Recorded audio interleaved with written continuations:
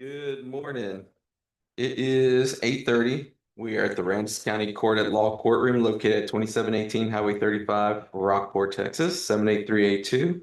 And I call this public hearing to order. Roll call.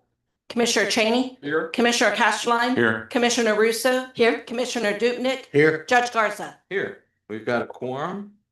And item number one, public comments will be taken on the proposed 2025 tax rate used to fund the 2026 budget.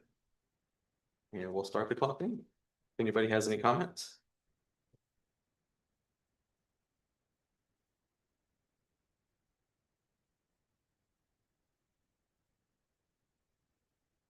Anybody online?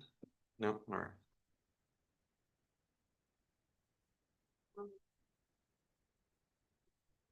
Yeah, The budget that had been proposed. I can talk loud enough, they can probably hear from the other mics. The budget, the tax rate that has been proposed is the 3.378500. This is just under our voter approval rate. This will be for 0.046412 for debt service. The mosquito control is 0.00900. County M&O is 0.285843. Road and Bridge M&O is 0.032453. Flood debt is 0.006245, and flood M&O is 0.006647, which comes up to the 0.378500 for the total tax rate. thank you. Do those match the amounts on the regular agenda under item number 16? For the, yes, ma'am. They do match. When you look at it, the M&O and the mosquito are added together for that total. The road and bridge and flood are added together Okay. for that total. So it doesn't have those separated out. They are together in total. So Okay. yes, ma'am, we have verified that they do match. Thank you.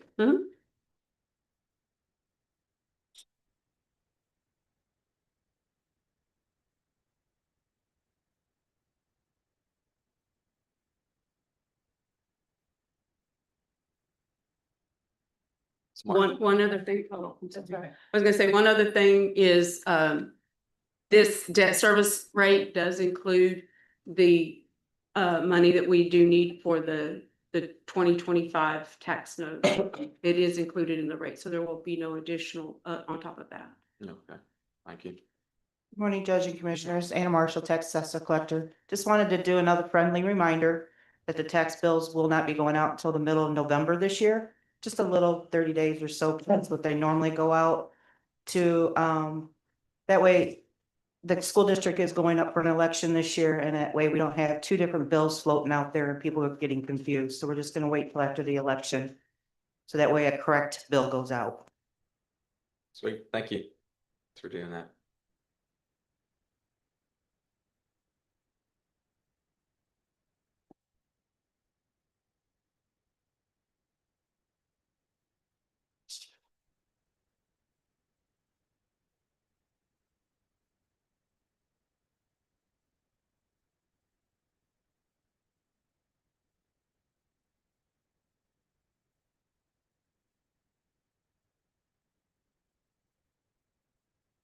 Wait, 2 more minutes.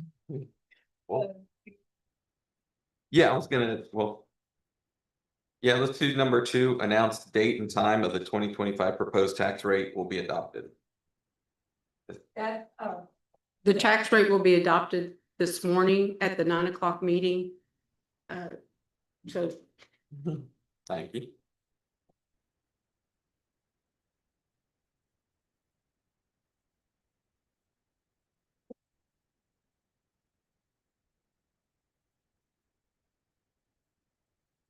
All right.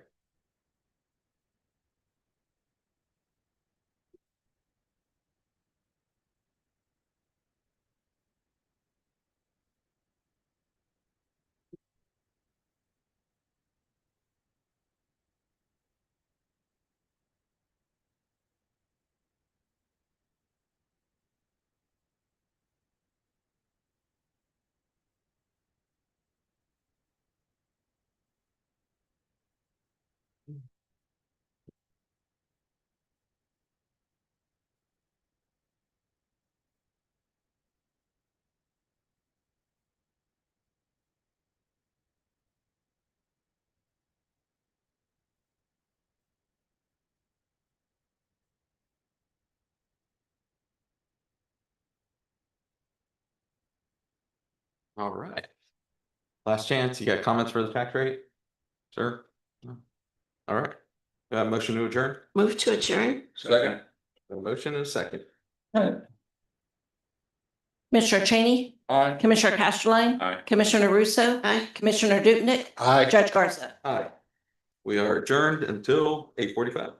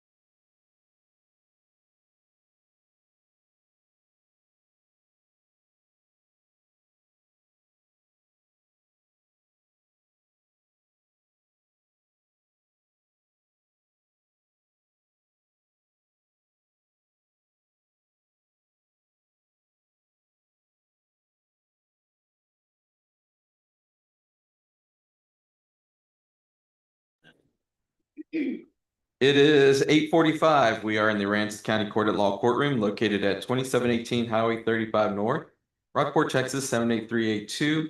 And I call this public hearing on the proposed 2026 budget to order. Roll call. Commissioner Cheney, Here. Commissioner Casterline. Here. Commissioner Russo. Here. Commissioner Dupnick, Here. Judge Garza. Here, we've got a full quorum. Items for deliberation. Public comments will be taken regarding the proposed Aransas County 2026 budget. Anybody sign up? I would like to speak to something on this.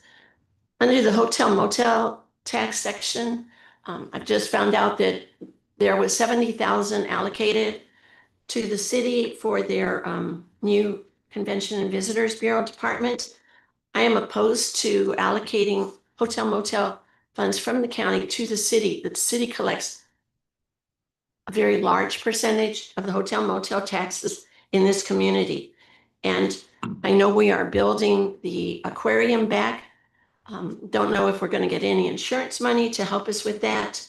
And I believe that that money could be used much more beneficially to offset expenses for the aquarium than to contribute to a burgeoning department in the city of Rockport. So I'd like to have that $70,000 removed from that allocation. Marcia, do we take that to a vote? Because I want to keep it on. We could negotiate, maybe reduce it to 50. I'd like to see what the city could do with. I don't know that it's appropriate in a public hearing. Yeah, Yeah, we. probably during the meeting. Okay. Any public comment on the budget? I'm assuming this is gonna be an amendment to the budget, Correct. so probably better to notice for the subsequent. Okay. If we pass it if we pass it this morning, though. It's item number 15, I think, on our regular meeting agenda about the budget. Okay. So we could amend it to change that. So Won't be, perhaps it's something we can discuss Okay. prior to taking. All right. Okay. Thank you. Okay, the budget that we will be adopting today is proposing to decrease fund balance by $1,031,184. As y'all are aware, we hardly ever have had a reduction like that. We have reduced fund balance in the past, but it's never been to where we would go in, and we don't feel like that we will this time, just because of the frugalness of all of our departments. We have a taxpayer impact statement on the tax rate and what it would cost for a median household. At the current tax rate, it would be $1,024.50. Under the proposed budget, it's $1,048.03, and your estimated no new revenue rate, the tax levy would be $982.72. So it's a $23.53 increase from last year's rate to this year's proposed rate. Thank you. For a median home, which the median home per appraisal district is $276,890. Thank you, Jackie. Judge, if I can say, I had several people ask me why we're having a different price for a median home than the city does or school district does, and I explained to them that you're talking about different geographical areas, so that affects. For the whole county. Yeah. Right.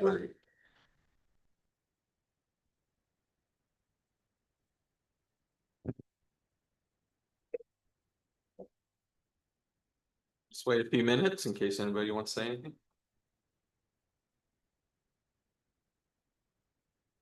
I would also just go ahead and let everyone know the budget will be adopted today.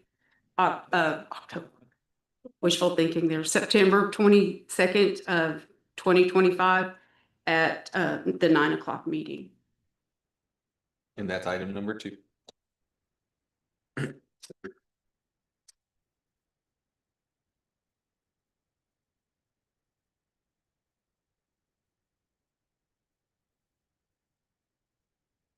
Morning. What? That? Yes, sir. Yes, sir. No, sir, this is. Oh, it's a public hearing.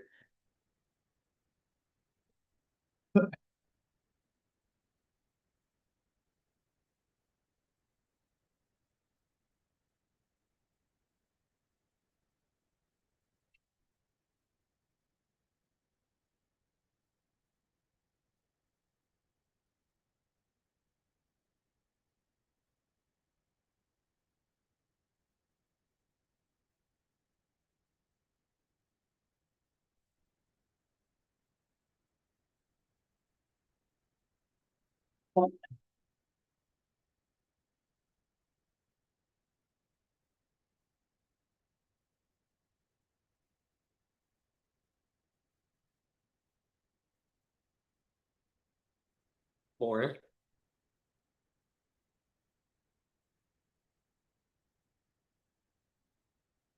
All right, last chance. Any comments? All right, got a motion to adjourn. Move to adjourn. Second. Got a motion and a second. Commissioner Cheney? Aye. Commissioner Casterline? Aye. Commissioner Russo? Aye. Commissioner Dupnick? Aye. Judge Garza? Aye. We adjourned.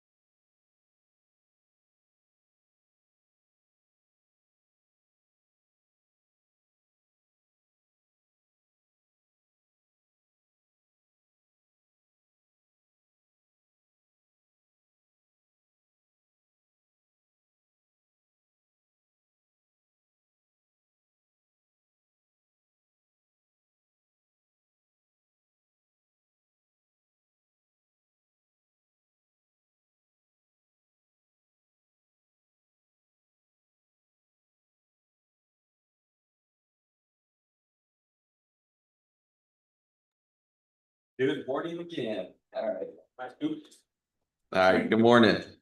It is the 22nd day of September 2025. It's 9 a.m. We are in the County Court at Law Courtroom in the Aransas County Courthouse located at 2718 Highway 35 North, Rockport, Texas 78382, and I call this regular meeting to order. Please stand and join. I'm sorry. Yeah, please stand and join me at the invocation. Thank you, Jerry. Sorry. Again, please join me as I pray. Father, we thank you again for the blessings of this day that you've given us. And Father, the words that you've given me are the words of Ralph Waldo Emerson, who said, "What lies behind us and what lies ahead of us is a tiny matter compared to what lies inside of us." And Lord, we just pray this morning that you fill these commissioners with your wisdom, your guidance, your direction. They are the good shepherds of this county, and we trust them, Lord, to lead this county in the path that you would have them follow. We pray that you bless their actions today, and it'll benefit all the citizens of this county. For it's in your name we pray. Amen. Amen. Join me with the pledges.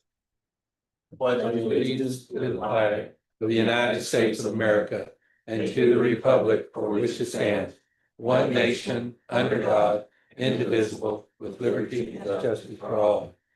Honor the Texas flag.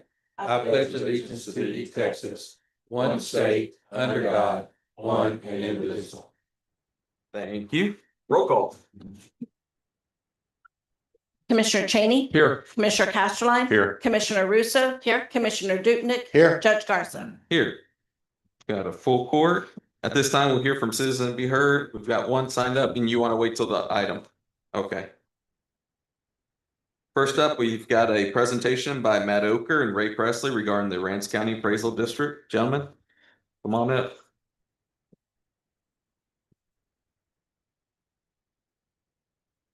Good morning. Can y'all, I don't know if y'all can hear me. Morning. Morning, Ray. So I wanted to start off this morning talking about the courthouse. No, I'm just kidding. My name is Matt Oker and I am the chairman of the Aransas County Appraisal District Board of Directors, as you guys know, because y'all gave me that job. Thank you very much. And I have a good time there. It's an opportunity to serve not only the citizenry, but also the taxing entities of which you guys are one. And I appreciate that opportunity. It's very important to me. And so there's a couple things I want to start off with here. First off, just kind of give you a very 30,000 foot overview of what we do at the Appraisal District Board of Directors. We're charged basically with two major items, one of them being adoption of our operating budget that runs on a calendar year. Our other one is hiring and potentially firing our chief appraiser. And so it was a good time to come talk to you folks about both of those. About a month ago, we adopted the 2026 operating budget. And by law, I think when do we have to have that passed? September 10th. Okay. And we got it done about 2 weeks prior to, which was important to us to get that out of the way. So we're not bumping up against some deadline. And I'm proud to say that a couple of years ago, we adopted a budget that I think it was about $275,000 less than the previous year's budget. We were able to find some savings there for the taxpayers. And this year's budget reflects a little under a $5,000 increase. And that is because we had to add a $5,500 line item to it in anticipation of a software licensing agreement that's potentially coming up. So basically, we were a neutral budget, if you will, and we think we can find a few more thousand savings there and some storage fees that we're hoping to eliminate in the coming months. But so we got our budget passed. It was a deliberative effort on the board of directors, and I'm going to take a moment to brag on the board of directors that we have. I'm blessed to be able to chair an amazing board. The other members of which one has recently departed, and we have a new one coming on that recently announced. But our board is phenomenal. We don't all agree on everything. Matter of fact, it was a 3-2 vote to seat me as chairman, if you can believe that. But we don't all agree, but we respect each other. We deliberate. We bring whatever concerns, whatever ideas we have to the table, and it's an open forum for us to discuss these things back and forth. And we always, I think, arrive at a decision filled with wisdom and filled with good intentions for the taxpayers and the taxing entity. So I'm very proud of that. And our meetings are very cordial, very inviting. We love seeing members of the public there. We hope that people are watching our meetings in their posterity on the internet. But we went through our budget, and I think we adopted it in just under an hour. But that's not to mean that we weren't deliberative. There were a lot of things that we discussed. There were a lot of line items, and I'm talking very meticulous things that we talked about. And we seek guidance from our chief appraiser, and we ask him, hey, can we do it a little less on this one? Can we, do we need to adjust this one upward? And we feel very comfortable in the answers that we get back. And that, that reflection goes both ways. Sometimes he's asking things of us, sometimes we're asking things of him.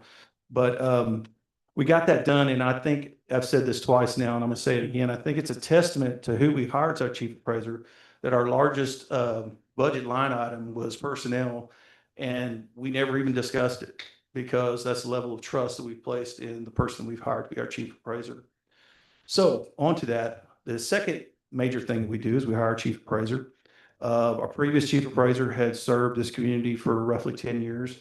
It's not very often in my experience in the counties that I've lived in that you change out chief appraisers and one of them retires or, leaves for another job. It's typically a non-nomadic position, if you will. And so I knew that this was a big undertaking for us, and it's something that we had to get correct. We had to make the right decision. So we had a couple of other candidates. Mr. Presley was already previously employed with the CAD. But we had a couple of other out-of-town candidates that both presented good attributes, and then there were some things that might have been cause for concern. But we gave them a fair hearing. We deliberated about their, whether or not they would be a good fit for us. And ultimately what it came down to for us was that we knew Ray Presley. We trusted him. We wanted to see him take the helm for us. He had been our interim chief appraiser. And I know for me personally, I can't speak to the other members of the board, but I know for me personally that at the time that Ray became our interim chief appraiser, I really didn't know much about him. I think he'd been in a couple of meetings that I had been, on the board for, and very little interaction. I'd never spoken with him privately. But I got a phone call one day, I don't know exactly a month or so into his tenure as interim. And it kind of, I was taken aback a little bit, I'll be honest with you. He called me and he said, hey, Matt, he said, listen, I just want to vent a little bit.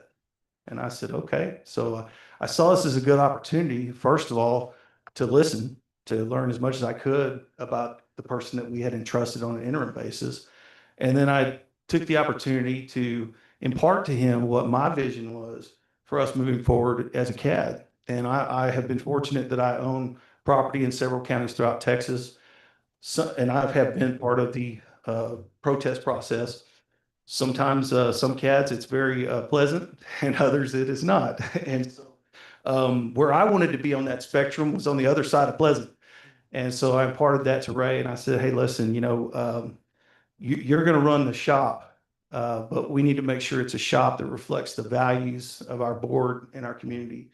And I want us to always be a place where taxpayers are listened to, where taxpayers are valued, where taxpayers are respected. The other things can fall into place. I had no qualms about Ray's abilities. I had no qualms about whether or not he could actually, put the nuts on the bolts and whatnot to run the office. That was never a concern of mine. And after speaking with him a couple of times, I had no concerns about the decorum that we would see out of ACAD. And so it's been a very pleasant experience. I'm glad that we did get it right. I'm glad that we did hire Ray as our chief appraiser. I don't think we have no buyer's remorse when it comes to him. And I'm looking forward to the things that we're going to continue to do to make this an example, even though we're one of the smallest counties, to make this an example of how we should run appraisal districts throughout Texas.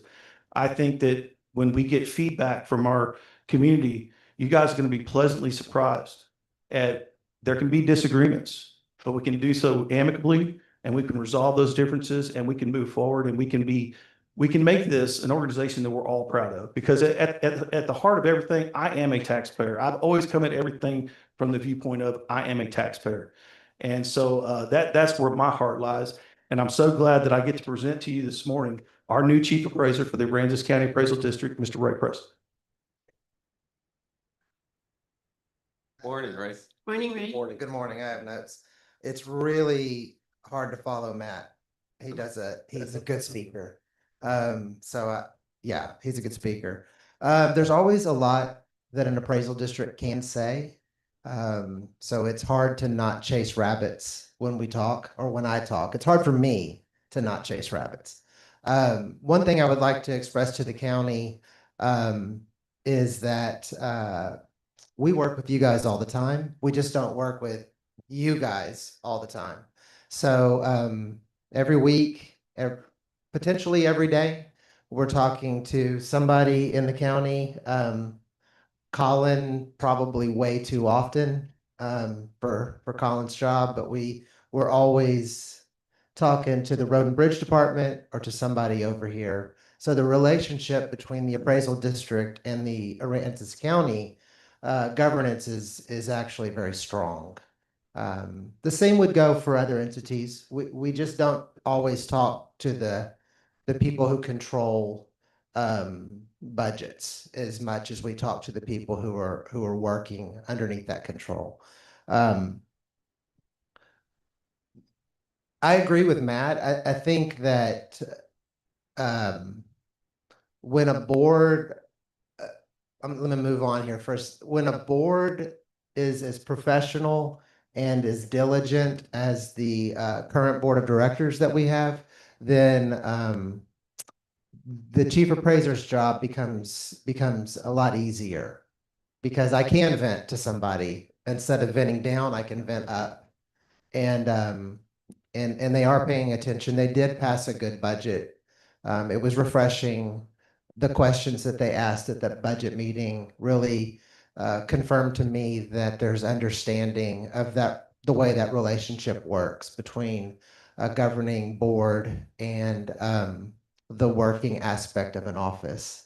So, that was a really good day. And I think that it strengthened the employees at the district's resolve to work, to have confidence in what they're doing.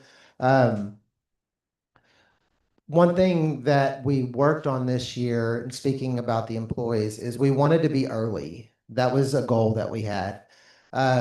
We don't get to not have the goal of accuracy. Accuracy is just built into the system, but we wanted to add the concept of being early. So I'm not sure how it works for you guys, but the entities did receive the preliminary numbers early.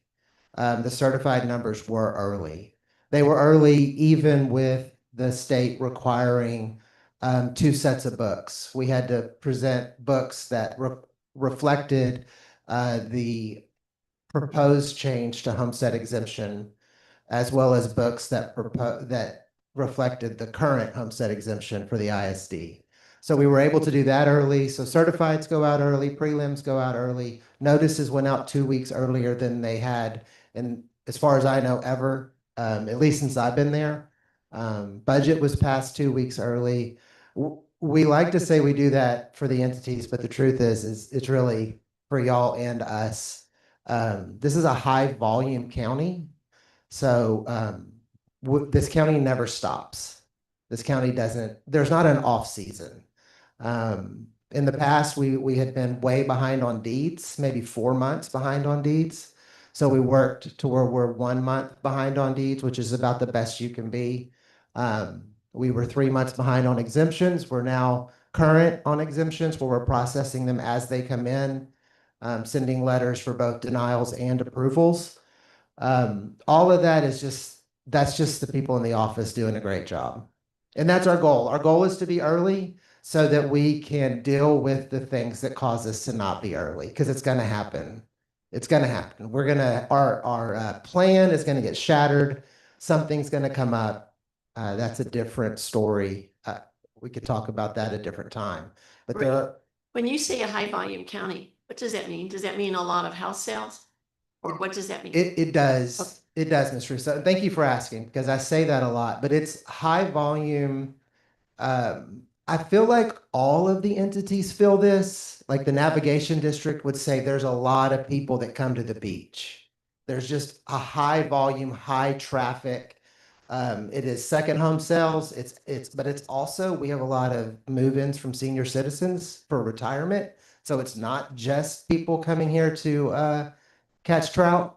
And it's also the retirement aspect here. All of that creates a very unique appraisal problem. I would also throw in drive from here to Galveston and see who has as much boat storage. I would bet that you would get all the way to Galveston before you even encountered boat storage the way that we present it, RV parks the way that we present it, and hotels. When you drive through Rockport and you see a La Quinta, a Hampton, a Fairfield, that's not normal for a town of, how many people do we have? Do y'all know? I don't know. Yeah, we have, we have interesting things that create volume, lots of activity. Those things sell too. And it's just a high volume, high activity, which makes the office, we never stop. We never stop. We never have a time where you would say, okay, we're going to flatline for a little bit. It just isn't the case here. Yeah. I think I'm good. While I'm here, I'm probably bumping up against time, and I know y'all have a lot, but is there any other question while I'm standing here that anybody wants to ask?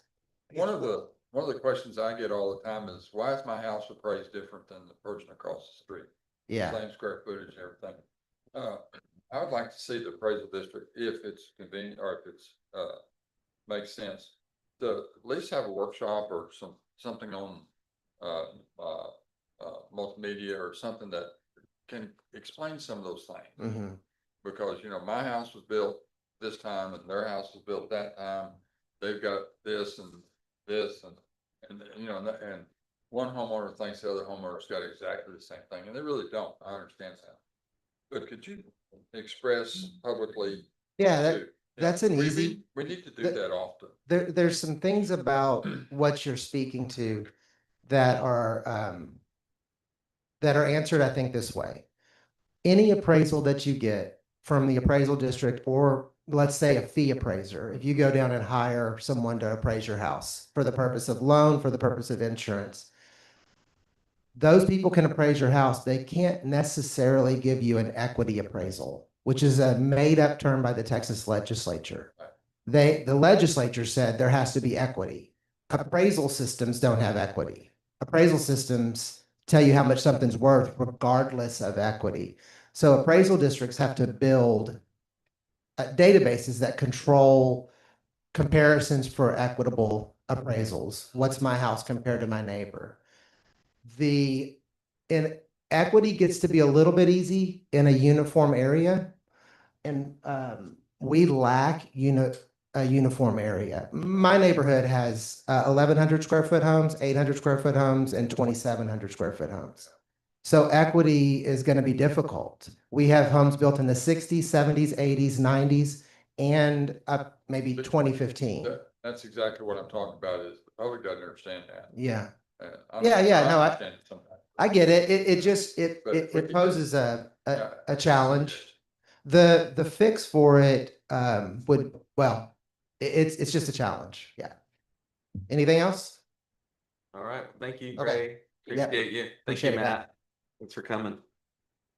All right. That is not an action item.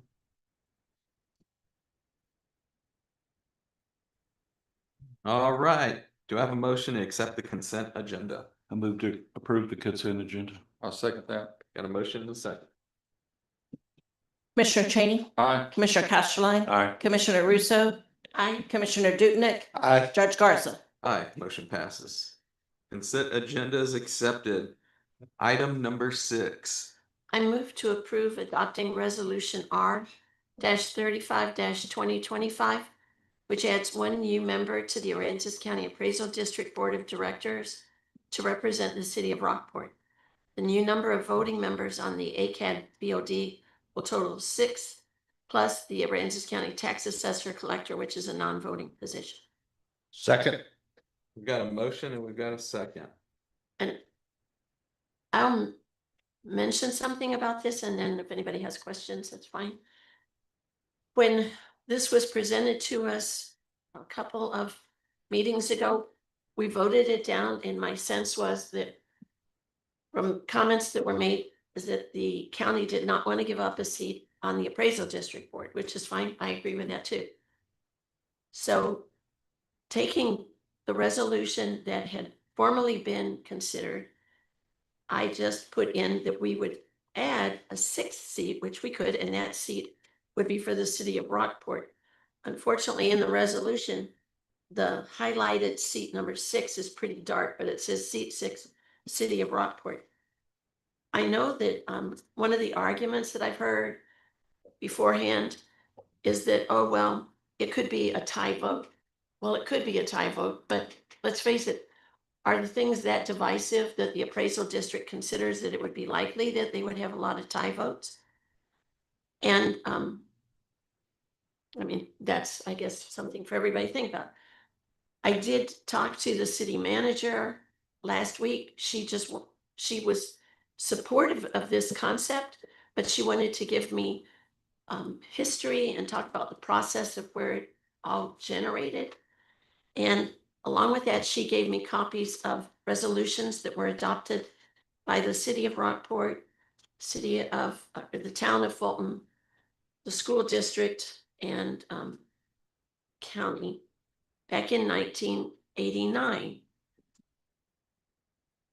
So I looked through all of those, and the city's concept of this is that, and I'm not trying to make everybody's head blow up, but the resolution that the city signed said that the city council supports the original concept where the commissioners court would be required to appoint at least one of the city's nominees to the board. In essence, giving the city out one of our seats. However, resolution that the town of Fulton and the county and the school district signed did not specify that. They said that they recommend the city and the town of Fulton and the MUD would submit recommendations to the school district and to the county, but that it would still be the independent district, school district would have 3 and the county would have 2. And in resolution after resolution, that's what everyone else agreed to, so that there would be 3 for the school district, 2 for the county, and we, the county, would take recommendations from them. So I'm thinking that this would just create a separate seat for the city, and it sort of plays out with the percentage, because I know Commissioner Casterline and I had both asked, what is the percentage of the tax collections? And the school district gets about 52%, we get about 30%, the city gets about 15%. And everyone else has either 2% or down to less than 1%. So this would apportion the seated teams on the appraisal district board fairly closely to what our percentages are in the taxes that are collected. So that's why I was proposing this resolution. The city manager liked this and said that, you know, she would recommend approval of this, and we can ask the other entities to approve it, but I thought I'd bring it here first to see what you all thought. I'm okay with it. Sounds good. I'd kind of like to hear from one of the appraisal district members about what they think about having the possibility of tie votes. Do you have a one comment, Mr. Oker? Well, you know, a tie vote is just it doesn't move forward. Yeah. Yeah, so essentially what a tie vote does is whatever motion is on the table doesn't pass. I think to answer your question, I take as chairman, I take that the job of gaining consensus to be, you know, other than fostering discussion, that's my main purpose. So it would be kind of embarrassing if we ended up in a tie vote for me. But to Commissioner Rousseau's comment earlier, really most of what we do is very non-controversial. Particularly now that we're out of a period of transition, I don't foresee that being an issue. I would err, if you ask me personally, I mean, I feel a bit odd talking about this as a sitting board member, but if you ask me personally, I always err on the side of maximum representation. I just think that's important. I think we shouldn't let, the perfect be the enemy of the good. And so I don't foresee it being an issue, honestly. And like I said, a lot of it is continuity. The more we've had a board that I think our most seasoned member was there about 3 years, and now she's moved out of state recently. So we have another new board member coming on. I've only been there about 15 months. I think there's only one other board member that was there when I got there, but continuity can help, forestall some of the issues that maybe you're thinking about. But honestly, I love the direction we're going in right now. I don't want to sound overly optimistic, but I think the prospect of us running into something where we are hamstrung by an even number of board members, I just don't think is gonna be something that causes us a paralysis. Appreciate it. Thank you. Yes. All right, any other questions? Done. Commissioner Cheney, Aye. Commissioner Casterline, Aye. Commissioner Russo, Aye. Commissioner Dupnick, Aye. Judge Garza. Aye, motion passes. Congratulations. You got another member. Item number 7. Oh, item number 7, there's a cover letter. So there's an agreement, which is good. And then there's a cover letter that's a little messed up, but we could approve the agreement and I'll just have to get the cover letter retyped. Okay, there were some issues with the Yeah, dates. the dates were all messed up. And I have already requested that to be correct. Okay, I move to approve the contract renewal with Charlie Marshall Funeral Homes and Crematorium for the transportation of bodies to autopsies and cremations and the transportation of pallets. I'll second that. got a motion and a second. Commissioner Cheney, Aye. Commissioner Casterline, Aye. Commissioner Russo, Aye. Commissioner Dupnick, Aye. Judge Garza. Aye, motion passes. Thank you. Is Alma here? Item number 8. I move to approve the August 2025 treasurer's report. Second. I'm Got it. online if you have any questions. I do, thank you. For account number 670 juvenile case management, it's showing a deficit of 28,000 plus. Are we expecting reimbursement from either the school district or San Patricio to offset part of that? The juvenile case management is gonna remain negative because they added a new employee which wasn't in the budget. And so I bill quarterly and we have received payments. But what you're saying is this is going to remain a fairly large debit for us. Right, because there was an employee added to it that wasn't in the budget. All right, thank you. Thank you Excuse all. me, but what you're talking about is the cash, that's not the budget. And that is, they don't have that position filled, is my understanding, so that wouldn't cause that. We do have some things that I know that they bill, the treasurer's bills quarterly for those. It may be that we're waiting for something, but they have been over budget because the transfers or the billing for the other entities hasn't been increased to cover all of it, but they do not have that second position filled at this time. Okay, because this is through August. Yeah. And we only show receipts of less than $800 and payouts of over 5,000. So, It kind of lags sometimes, but one of the things that we're doing with next year's budget is Judge McGinnis is working with the other entities to get those increased and get those their portions increased. okay. Some of it also is the fines have not come in as much because portion of it is paid by fines that are collected through the JP's office. And that, with it being slow, that causes some of that deficit also. And with the legislature changing the fee schedules as well, that affects all of our offices. So the fines are coming in more slowly. Is that because they're not being assessed to people, or people aren't paying the fines they have assessed against them? I would say that the legislature eliminated fees and lowered fees, Oh, so, not so much as they haven't been collecting. so this is, a lot of this is a function of the legislature. Correct. Thank you, Tim. Yes. ma'am. Thanks. Unfunded mandate. Commissioner Cheney, Aye. Commissioner Casserly, Aye. Commissioner Russo, Aye. Commissioner Dupnick, I, Judge Garza. Aye, motion passes. Item number 9. I move to approve the formation of an assistant director position for information technology department, no new monies. Second. Got a motion and a second. This is something I was supposed to be brought up last meeting. It got missed. Colin, you got the floor. Good morning. So, as Judge mentioned, this was supposed to be on last agenda, but it got missed on the agenda memo. We're basically formalizing what Russ has already been doing and creating the title for assistant director to give him the authority to act when I'm out of the area. And so that he'll be able to step into my shoes and So this is kind of to make it seamless.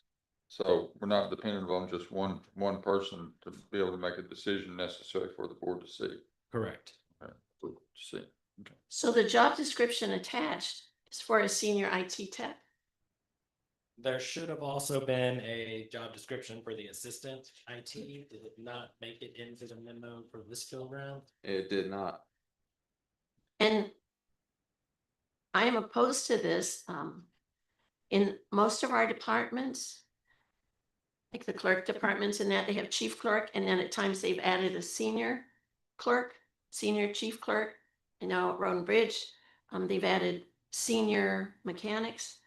And I think the senior IT tech job description and title is sufficient to allow that person to administer the department in your or whoever is the director's absence without So- creating a new position. We're creating the assistant director and then and Judy is then gonna assume the senior technician role. This will then leave the assistant technician, which she has held since she started, vacant and unused as a job description later on, or a position should the commissioners court expand the budget. Some point in the distant future, we would have a job description on the shelf for an entry level position.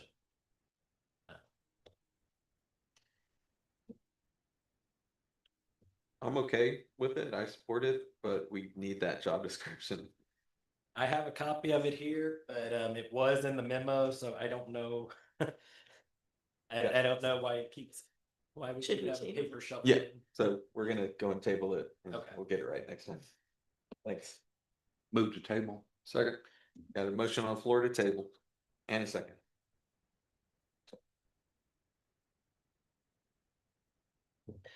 Vote to table, Commissioner Cheney, Aye. Commissioner Casserly, Aye. Commissioner Russo, Aye. Commissioner Dupnick, I, Judge Garza. Aye, motion passes. Item number 10.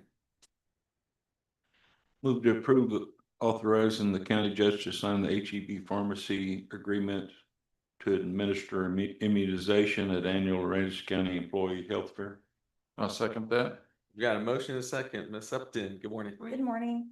So this is the same contract or agreement from last year. The county attorney's office already reviewed it last year, so nothing's changed. And ones who don't have county insurance, we're taking care of in our next agenda item, Yes, correct? That correct. was my question. Yes, ma'am. Good, thank you. All right. And when's the health fair? On Halloween Okay, at the EOC. October 31st. Yes. That's when they'll have these immunizations. Yes, there'll be tetanus, COVID, flu, and Hep B. So I have 4 options. Commissioner Cheney, Aye. Commissioner Casserly, Aye. Commissioner Russo, Aye. Commissioner Dupnick, Aye. Judge Garza. Aye, motion passes. Item number 11. Move to approve paying for immunizations at the annual Aransas County Employee Health Fair for employees not covered by health insurance at an estimated cost of $1,500 already budgeted for from the healthcare sales tax. I'll second that. So employees didn't actually utilize this last year, so we didn't spend any of the 1,500. But if it's approved, it'll be there if they want to use it. Any questions? Commissioner Cheney, Aye. Commissioner Castleline. Aye. Commissioner Russo. Aye. Commissioner Dupnick, Aye. Judge Garza. Aye, motion passes. Thank you, Desiree. Item number 12. Move to approve replacing the government affairs position with the Commissioners Court legal liaison position to provide legal support to the Commissioners Court and to the county. I'll second that. We've got a motion second. We've got someone who wants to speak before. Ms. Kimbrough? On the background listed on the agenda, with this structure in place, it is beneficial to establish a Commissioners Court legal liaison position to serve as a primary liaison and coordinator between the county and outside legal counsel. This role will ensure consistent communication, timely exchange of information, and efficient implementation of directives for the court. This position would operate under the administrative oversight of the county judge and commissioner's responsibilities, while supporting the full court in fulfilling its oversight and responsibilities. Approval of this agenda item formally creates Commissioners Court legal liaison and designates it as a liaison between the county and its contracted attorneys. Per the TexasBar.com paralegal guide, on page 3, number 3, a paralegal must operate under the supervision of a lawyer, and the attorney is professionally responsible for all work done for the client. If this is true, I'm not an attorney. If this is true, how can a paralegal report to somebody who's not an attorney? That's question 1. There are 2 certified paralegals already working for the county. One has worked for the county for more than 10 years, but has only been a certified paralegal for 2 to 3 years. She's a level 17. Level 17-1 is $49,499.14. The other hired with certification for paralegal and has worked for the county court as the county court at law manager for 10 years or about there, and just got raised to level 19. Level 19-1 is $53,533.98. Do you know what all of their duties are? If not, how can you determine that this position has a right to come in at a much higher rate? This job description is starting at a level 22. A 22 starting pay level 1 is $62,083.01. So you are valuing a new employee with similar credentials at a higher level. Every time a department head or elected official presents a change or a new job description or a change for promotion for an employee, there have been the following consistent questions from this court. Is it within budget? And is the pay comparable to other employees with similar job duties? In fact, you basically just did the same thing. Well, I'm here to make it known that this job is a newly created job with a new job description that is not in budget, and the pay is not comparable to other employees with the same credentials. Also, this court has strongly expressed that no new job positions be created. Why is that available to you but not to other offices? Also, this position is to cover the duties of the civil attorney that the court removed from the county attorney's office. I understand why you think that was necessary, although I don't agree. I know that you believe that experience that you believe was needed was not available. I strongly believe that if you wanted that experience from the beginning of that attorney, that the pay would need to be raised. You did not do that. Instead, you removed that position from an elected official for the second time. Hired a law firm to replace that legal support. I'm sure at a price higher than we were paying our civil attorney, but to my knowledge, that information has not been disclosed. And now you're creating another position at a much higher rate than comparable credentialed employees.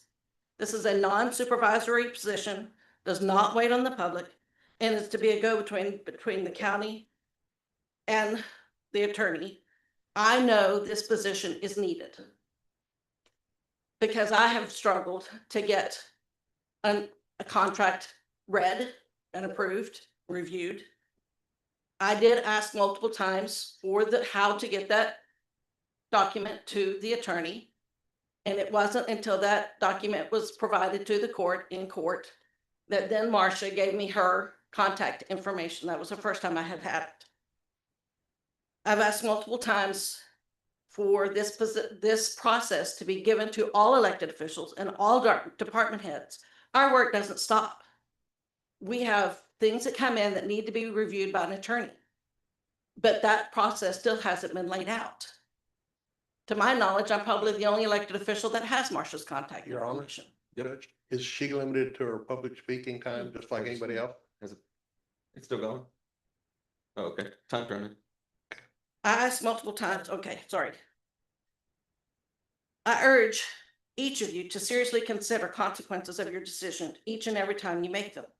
There are long-lasting effects that you may not be aware of. I have encouraged each of you to visit each office to understand what and how much they do every day before you continue to determine how they should be running their offices. One member of this court, Commissioner Dupnick, actually did that, and it is much appreciated. And great frustration of double standards. Thank you for your time. Thank you. All right, we'll go to the agenda item. Do you have any questions? Have you reviewed the job description? I have.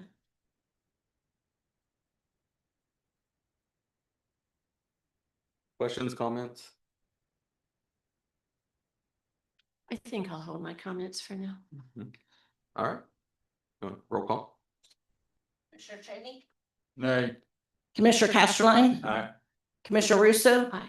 Commissioner Dupnick? Aye. Judge Garza? Aye.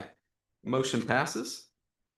Before we move on to item number 13, we're going to do something a little bit different. We're going to have to go into closed session. I'll do the motion. Okay. Second. Or hold on. I'm gonna move to go into closed session to consult with counsel Marsha Perez of Chavez, Obregon, and Perales LLP and receive legal advice about pending or contemplated litigation, settlement offers, or other attorney-client privileged matters, including but not limited to any items posted on this agenda and the items listed below. Second. Hold on. And listed below, I'm gonna say discuss personnel matters and update the court on future plans involving, the downtown anchor project, including the county's permissible actions under its various contracts and reports on proposed mediations, insurance claims, and other formal review, and discuss personal matter and update the court on future plans involving this personnel matter persistent to sections 551.074 of the Texas Open Meetings Act, personnel matters, closed meeting. I don't need to read all that, do I? Just the provision. Just the provision. Okay. Second. Got a motion in a second. Third time's a charm. Commissioner Cheney? Aye. Commissioner Casterline? Aye. Commissioner Russo? Aye. Commissioner Dupnick? Aye. Judge Garza? Aye. We're gonna take a 10-minute break. I'm sorry, folks. It should be a fairly quick closed session. I hope.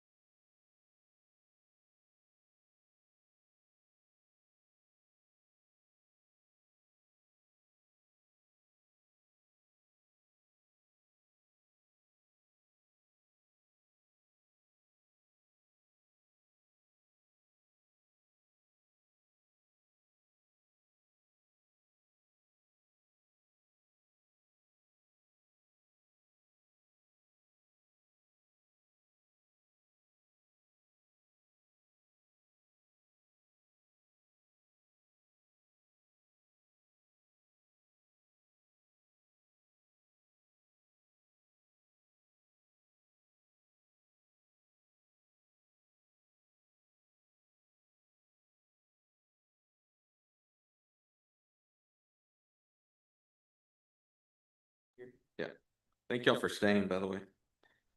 All right. It is 10:21. We're back in open session and we're gonna go move on to item number 13. I move to approve order O-14-2025, authorizing the issuance of Aransas County, Texas tax notes, Series 2025, levying a continuing direct annual ad valorem tax on all taxable property within the county to pay the principal of and interest on said notes, and to create a sinking fund for the redemption thereof and the assessment and collection of such taxes, authorizing the sale thereof, and enacting provisions incident and related to the issuance of said notes. You've got a motion and a second. Oh, Mr. Henderson? I think he's in the hall. oh, Miss Jackie too. I didn't realize she wasn't Yeah, here. you walked out and Yes, you might have been checking on He the. was- All right. Okay, you're up.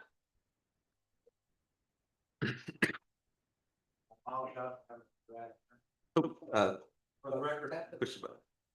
There you go. Good afternoon, good morning. For the record, my name is Robert Henderson. I'm Managing Director with RBC Capital Markets, and we have the honor and privilege of acting as the county's financial advisor since I joined the firm back in 1984, so a long time. As you know, we have on our agenda item number 13, receiving bids for the sale of $6 million in tax notes. I appreciate you guys going into executive session because, as you may or may not have heard me say before the meeting started, the bids weren't actually due until 10 o'clock. So we had to get to 10 o'clock in order to make sure that we had all the bids. We had 3 bids submitted on time, meaning before 10 o'clock. We had 1 bid come in 3 minutes after 10. Fortunately, it's easy to throw that one out because it was not in the money. The 3 bids that came in on time was from one bank called Huntington at 3.69%. This is versus the 4% it's estimated earlier, so we're in the money. The second bid came in from a bank called Webster. They were at 3.70, so 1 basis point difference. The third on-time bid was from Amegy that came in at a 4.21. Obviously, so far out of the money, we're not considering it.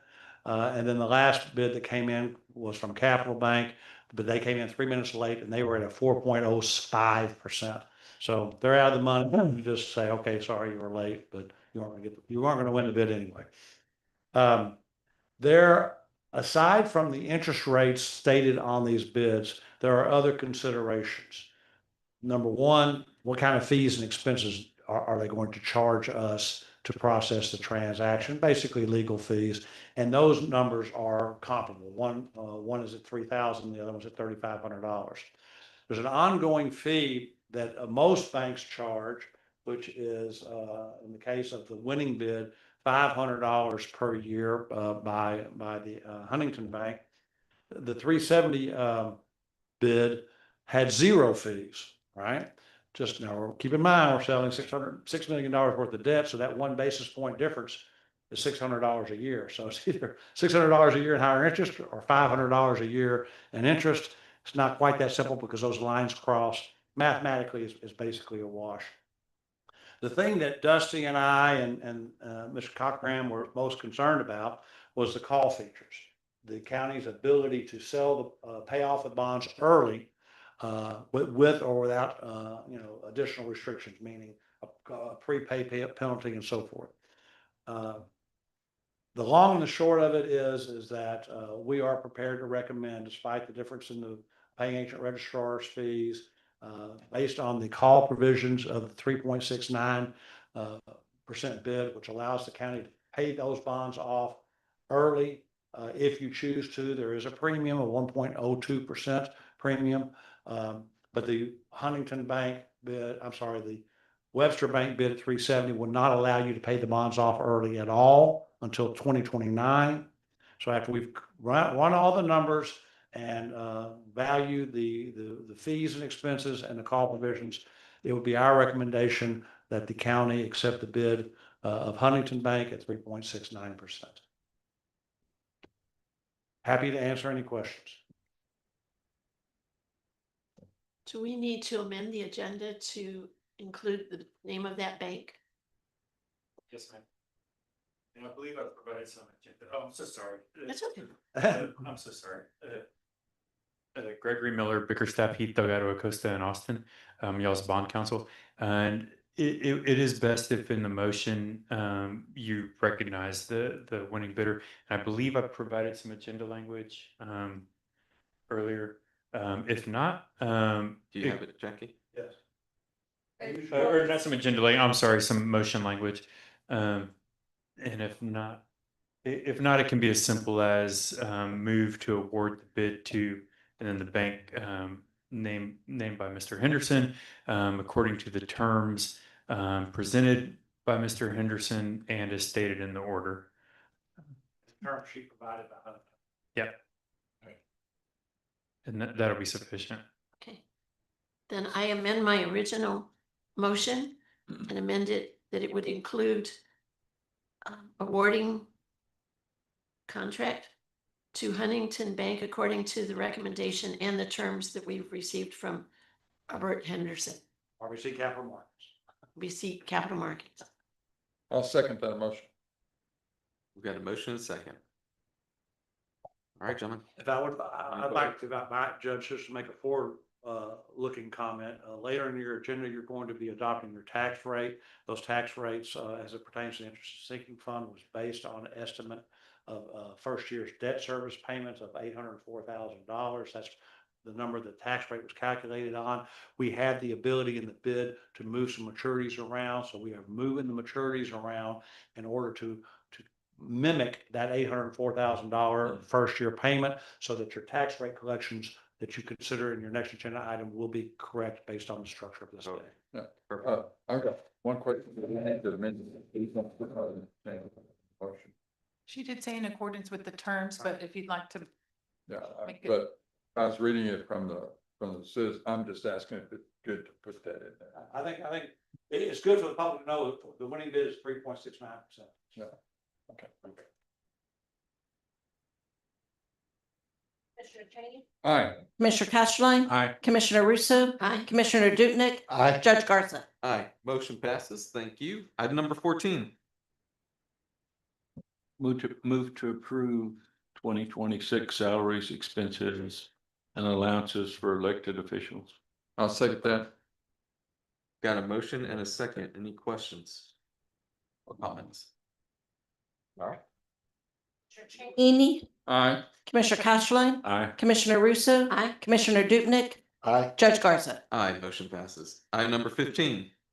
I move to approve adopting the 2026 budget. This budget will raise more total property taxes than last year's budget by an amount of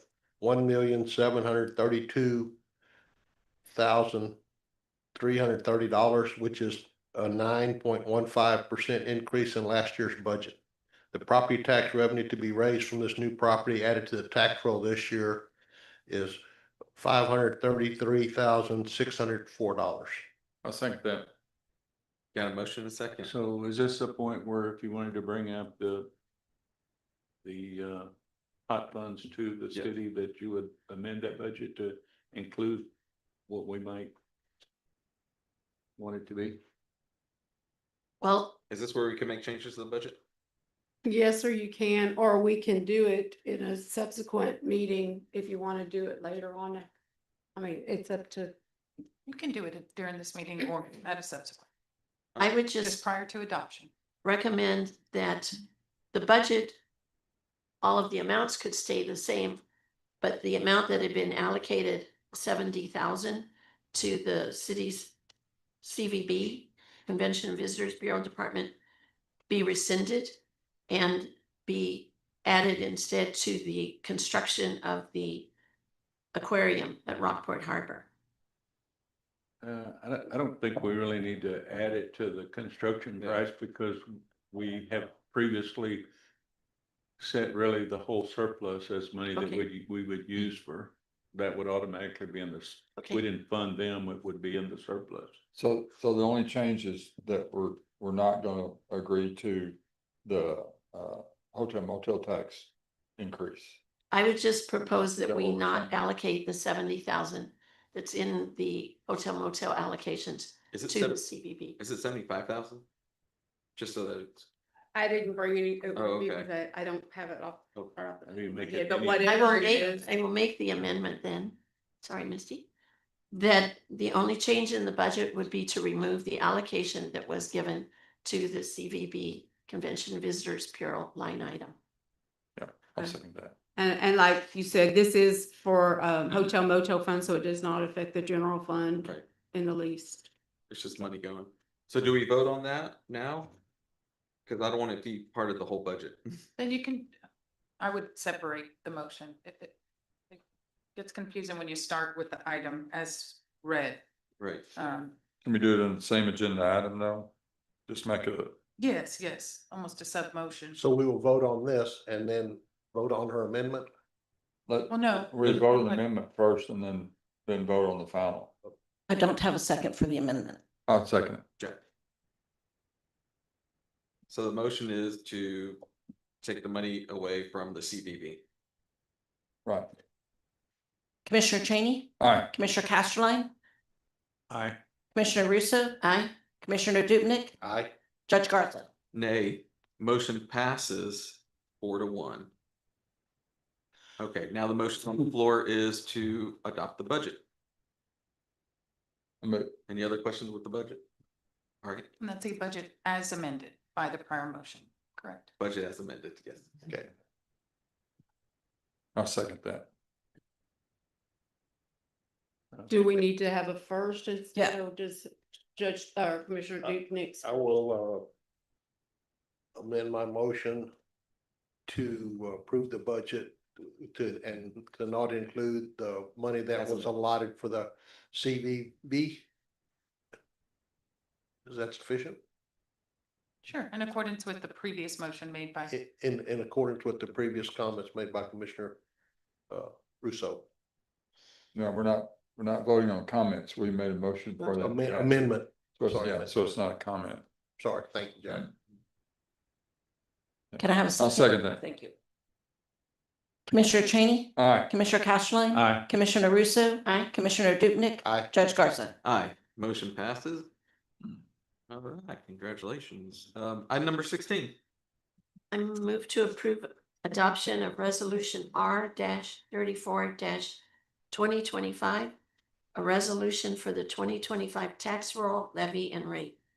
The total tax rate to be levied for the county of Aransas for the tax year 2025 be and is hereby set at 0.3785 cents per $100 valuation with an assessment rate of 100% to be assessed and collected by the tax assessor collector for Aransas County as follows. A 0.286743 per $100 valuation for the purpose of the county ad valorem maintenance and operations fund. B 0.046412 per 100 valuation for the purpose of the county ad valorem interest and sinking fund. C 0.039100 per $100 valuation for the purpose of the county farm to market / flood control maintenance and operations, with the resulting levy being split on a percentage basis. 83% designated for county's road and bridge maintenance and operations. 17% designated for the flood control maintenance and operations fund. And D 0.006245 per $100 valuation for the purpose of the county farm to market flood control, flood only interest and sinking fund. Second. Okay, I've got a question on that, just, A motion is second. So, right. What's the difference between the 17% and then the tax rate of the 0.06245 in D? Isn't that the same thing? No, sir. The 0.06245 is to pay the flood debt. Oh. The oh, other one of is course, the yeah. maintenance and operation. Okay, yeah, I'm with you, I'm sorry. Commissioner Cheney, Aye. Commissioner Castleline. Aye. Commissioner Russo, Aye. Commissioner, Aye. Judge Garza. Aye, motion passes. Item number 17. Move to approve adopting the 2025 tax roll and levy. I'll second that. Got a motion and a second. Ms. Marshall, you want to weigh in? This formality, so once I get all the rates in, I can go ahead and process levy, get the tax roll going and get the tax bills out, Wait, and bring in some money. thank you, Ms. Marshall. You're welcome. Commissioner Cheney, Aye. Commissioner Castleline. Aye. Commissioner Russo, Aye. Commissioner Dupnick, Aye. Judge Garza. Aye, motion passes. Item number 18. I move to, approve excuse me. I move to approve declaring the auditor's list of items for surplus. Number 8. 18. Oh, I wonder, okay. I move to approve ratifying the property tax increments or increase reflected in the 2026 budget. I'll second that. Got a motion and a second? Just to give you a little history on this, the tax code requires ratification of the tax rate increase reflected in the budget when there is a tax increase. So this is just a formality to follow tax code. Thank you. Commissioner Cheney, Aye. Commissioner Castleline. Aye. Commissioner Russo, Aye. Commissioner Dupnick, Aye. Judge Garza. Aye, motion passes. Item number 19. Now, I move to declare the auditor's list of items as surplus, including vehicles, equipment, and items located in the surplus trailers, and allow public facilities to dispose of scrap metal to be salvaged and sold as recyclable, with remaining being sold in auction. Second. Got a motion and a second. I just had a question, and Anthony's not here, but maybe Jackie knows. I noticed there were 5 cameras from environmental health that were on this list. So I'm thinking, are those for code enforcement? I mean, cameras are kind of expensive, and I'm surprised we're surplusing 5 of them. I believe those were the cameras that the 2 directors ago purchased to, at the gate out there at the building and in the transfer station building. And I believe that they are no longer working, Okay, which is why they're being surplus. but there were 5 cameras on those. Yes, ma'am. Yes, ma'am. They do not work. at Colin, all. do you know if we got new ones out there? We do have cameras on the. We do have cameras on the entrance and exit gate of the transfer station. There used to be a camera at the before you ever got to the gates. That one was removed by Harvey, and I think that's one of the ones that's actually being surplus now. There were some other cameras up on the poles around the around what was the impound yard and the animal control area. But all those cameras had been replaced years ago, so I'm not entirely sure what all these cameras are, as I wasn't aware of them being on the surplus list. Do but we have- active cameras out there Do we have a camera at the unloading facility? at the top of the hill At where the the top of the hill. dumpsters are? We do not We currently. need to have a camera um, there. That Working is on it. in the works. We are We're working on it. that. Okay, good. Okay. Thank you. Thanks, Colin. Commissioner Cheney, Aye. Commissioner Castleline. Aye. Commissioner Russo. Aye. Commissioner Dupnick, Aye. Judge Garza. Aye, motion passes. Item number 20. Move to approve the retirement of a canine due to age, health issues. Declare the canine surplus and remove from county inventory. Second. Got a motion and a second? What are we doing to canine? Are we gonna, There's a share. Sheriff's coming oh, up. there you are, sure. What, Canine first, when they go in living, he's going back to training for it. I still have my. Okay, well, he's scheduled to go back to trainer to kind of train him, because he's not really suitable for adoption by anybody in the public right now. But he's gotten where he can't make his own way in and out of a vehicle, Yeah. sometimes it hits you giving up. Just an unforeseeable But he is being replaced. And we just need to remove him from the inventory. But position. Come back to them. Are we replacing K nine? Yes. Okay, have we replaced the K nine? Okay, Not taking that up. I'm sorry. But we voted on Operation model. replacing, didn't we? Yeah, okay. We'll still be at two. This is the third one right now. Okay. Get them off the inventory. And that's it. Thank you, Sheriff. Commissioner Cheney, Aye. Commissioner Castleline. Aye. Commissioner Russo, Aye. Commissioner Dupnick, Aye. Judge Garth. Hi, item number 21. Move to approve the August 2025 Auditor's Monthly Report. I'll second that. Got a motion and a second?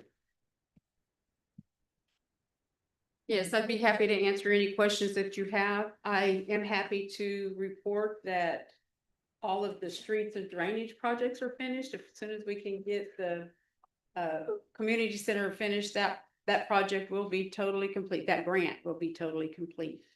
If you have any questions, I've got budget information here. We're running pretty good, on track with expenses and stuff. Just a suggestion, and I think I made this last time. I really like this last page, current procurement projects, but the fill on these lines is too dark to read the text. Okay. So please I will have that take it. adjusted. I will. Thank do you, that. but I really, really like that information. I'm glad that you or Eric, whomever has added that. He is providing it and I've added it to people. Commissioner Cheney, Aye. Commissioner Castleline. Aye. Commissioner Russo, Aye. Commissioner Dupnick, Aye. Judge Garza. Aye, motion passes. Item number 22. Move to approve accounts payable and payroll/payroll liabilities. I'll second that. Got a motion and a second? Does the one that, does Yeah. the one this need to be added or one we do specifically? need to add to the list. Y'all have a list, but this one is additional to the list that you received was for Teal Construction for $322,314.59. All right.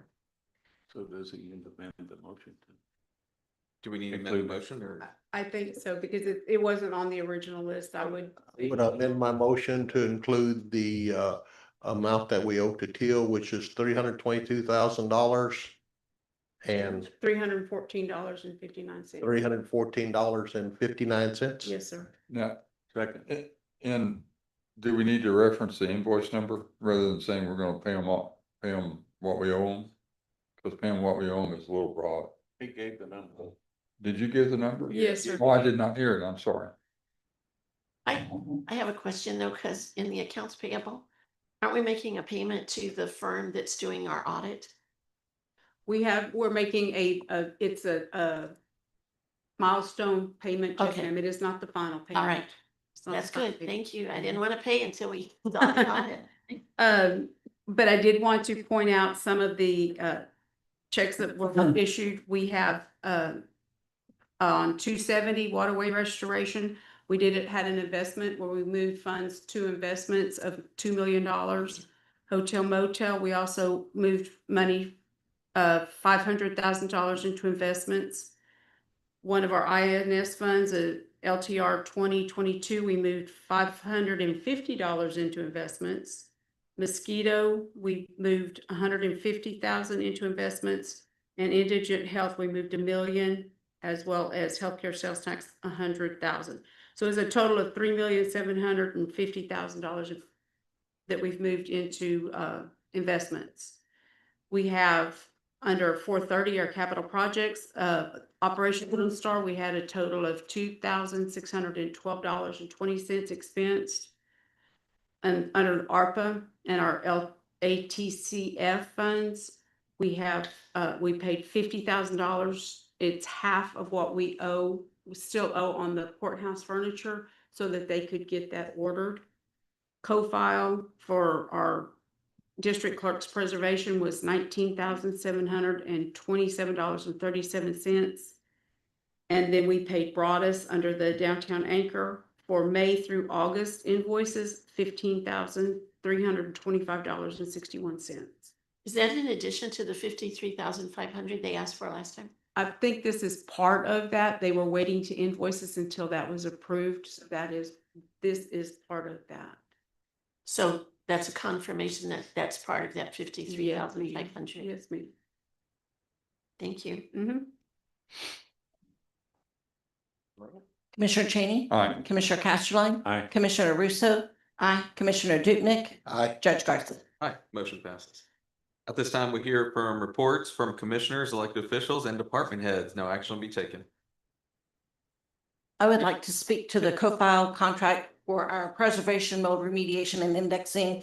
I mentioned in the last meeting that we were only going to be able to pay the $155,000 of the $201,900 and some dollars. I have proposed a payment plan to co-file. I have not heard back from them. All of the monies that go for this project come out of 350, which is Records Archive and Records Management Funds. In that, and I had Alma come up with the numbers of what we are making per month consistently on those two funds. And so my recommendation is making a quarterly payment at a very conservative amount of $6,100 per quarter, no, so per month. So 18,300 per quarter to co-file until this is paid in full, instead of making those large yearly payments that we are never going to be able to make because of the legislative change that is bringing in less money to those funds. So I will report back when I hear from co-file on that. Appreciate it. Thank you. Commissioners? Yes, I'm going to take a project on, and I'd like the court to just know what it is. The city of Alice has gone 100% to RO water. They've come completely off Lake Corpus Christi. Last report I heard, Lake Corpus Christi was like 14%. I do not think that we can continue to stay on Corpus Christi water. I don't see that, because it's not the worst drought we're ever going to have. I mean, and we get more and more businesses. I ran an RO system for 10 years. It's a very good system. I want to see how Alice is doing, and sometime before we get far into next year, I would like for us to give at least some thought to looking to see how they're doing. So I'm going to take it on myself to get a meeting with the city manager. I think it was the city that did it. I don't think it was the county. And see how they're doing, get the cost per thousand, the cost for construction. I supervised a new plant for the Mud District, and the Mud District got that in, was able to pay for it out of reserves, which really surprised me. And it quadrupled their ability to handle water. The water out there it's in a water district, so the taxation from it came from a tax, and subsequent operations came from the monthly water bill. It was pretty expensive out there for the tax, but there was a very few people paying for it. So as it increases out there, that tax burden will go down, because it's 20 to 30 year process. So that's going to help out. But we're going to have to do something. I mean, we're going to absolutely have to do something. I've talked to the city manager very briefly about that, just in passing. She's interested, but I want to find out more about it. I just want to let you know that I'm going to go do that. And if anybody wants to join me in that, I'd certainly welcome that. But I haven't got any appointments yet, but I will get them this next week. And it'll probably be, I got a conference first week in October, so it won't be then. But then after that, I'm going to actively pursue that with council's approval. You know, I can go do it whether you approve it or not, but I'm not going to do it unless y'all approve at least looking into it. I think it's something we got to do. Huh? What's RO stand for? Reverse osmosis. Yeah, reverse osmosis. It's taking groundwater and making it really good, because the water in Lamar is excellent. I've got a couple items of community interest. Go ahead, Pat. Well, sort of tag along with what Commissioner Cheney said. There is a group that's recently started to meet, I think, going back to the end of July, 1st of August, Restore Little Bay. It's a very unique group in that they're really trying to work together with as many entities as they can, and that's a good thing. So Brad Brundred from the city has been attending. I've been attending for the county. We have people from all over the area, and Rando Freeze, who was here a little earlier with the GLO, is also attending, and we're looking at just those sorts of things, how to improve the water quality and also the quantity, and to remove our dependence upon Corpus Christi, because it doesn't seem like they can figure anything out.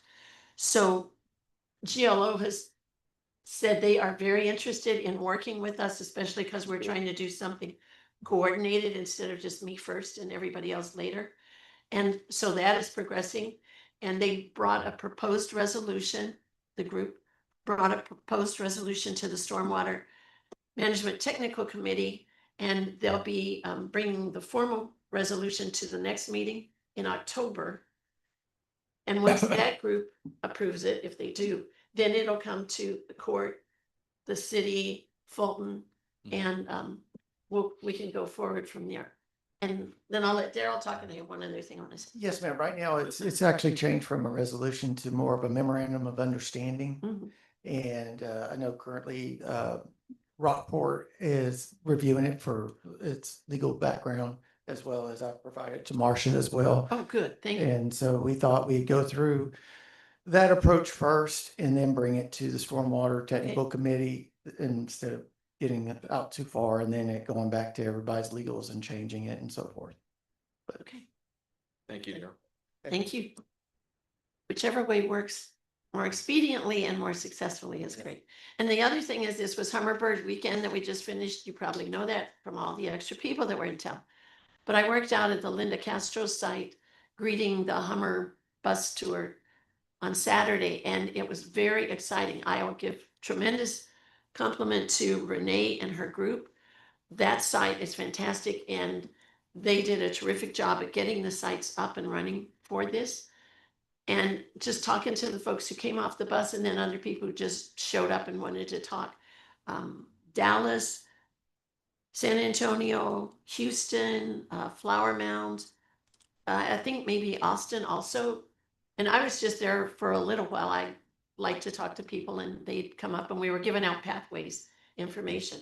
But I hope you partook of it. I went over to the Hummer Mall at the Fulton Convention Center, and they said there was just a steady stream of 200 to 250 people in there all the time. So I hope everybody was happy. Okay, I have two things. One thing, one of the things, it's an item of importance to the county. I met with TxDOT last week at the intersection of Highway 35 and Park Road 13 in Lamar, which is by the convenience store. Basically, there's been a safety concern since the new causeway was put in because of the offset. There have been some accidents at that intersection, and a lot of the members of the public have been complaining about trying to get on the 35 in a safe manner. I met with the new area engineer, the district traffic engineer, and a couple other engineers, and they are trying to get that addressed as promptly as possible. They looked at some alternatives and different things they noted on site that they can do to speed along. And also I want to thank the judge also made a call and got the new district engineer involved, Mr. Walsh, and we are going to be meeting in November about that, and also about some other work that needs to be done in Aransas County, especially specifically around 3036 and the bypass and 3036 and Business 35. So those are all being looked at by TxDOT. I want to thank the judge for calling the new district engineer. He really got a lot of activity going pretty quick. And the last thing I want to mention, it's a really item of community interest. You know, in January 2024 at our commissioners court meeting, January 22nd, actually, Aransas County was designated a Purple Heart County. And one of the Purple Heart recipients, veterans honored at that meeting was Mr. Steve Buck. He passed away last Thursday on September 18th. He was a longtime resident of Lamar, and he's married to Vicky Buck. But I think it's very notable. He had served in Vietnam with the U.S. Army 137th Airborne Division. And during his service, he was awarded 2 Purple Hearts and 5 Bronze Stars for his actions in the service of our country. I think that's, we don't, we have so many heroes that have served in so many different ways in our community, and I just wanted to recognize that. And I think the court would join me in offering our gratitude for his service and our condolences to Vicky and the family. He sure fought a fight a long time. Yeah. Sure did. Yes. We're blessed in this county to have people who've, done so much for this country. Just an aside on Mr. Buck, he was a tunnel rat. And he had 3 tunnels collapse on him. He met constant resistance in those tunnels. He's lucky to be alive. I think there were 17 in his group, and I think 3 came out. And is an amazing guy. Yeah. All right. Anything else? Anna, you want to talk about your vacation? No, I'm kidding. I'm kidding. Dave's on vacation. No. All right, we'll hear about reports about items of community interest. Anybody? Okay. We've gone to closed session, so I'll entertain a motion to adjourn. We adjourn? Second. Got a motion and second. Commissioner Cheney, Aye. Commissioner Castleline, Aye. Commissioner Russo, Aye. Commissioner Dutnick, Aye. Judge Garth. Aye, thank y'all very much.